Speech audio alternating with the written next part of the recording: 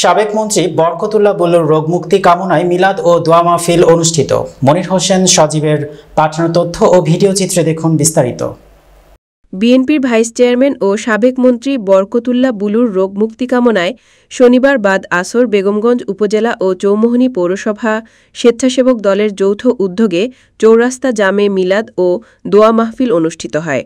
দোয়া মাহফিলে উপস্থিত ছিলেন বেগমগঞ্জ উপজেলা যুবদলের আহ্বায়ক রুস্তম আলী, বেগমগঞ্জ উপজেলা স্বেচ্ছাসেবক দলের আহ্বায়ক নজরুল ইসলাম, চৌমুহনী পৌর স্বেচ্ছাসেবক দলের আহ্বায়ক রাসেল সুমন, উপজেলা স্বেচ্ছাসেবক দলের সদস্য সচিব ফারুক, পৌর স্বেচ্ছাসেবক দলের সদস্য সচিব নূর হোসেন সুমন, উপজেলা স্বেচ্ছাসেবক দলের সিনিয়র যুগ্ম আহ্বায়ক আনোয়ার হোসেন সাইফুল, পৌর স্বেচ্ছাসেবক দলের সিনিয়র যুগ্ম আহ্বায়ক জসিমউদ্দিন সহ অনেকেই।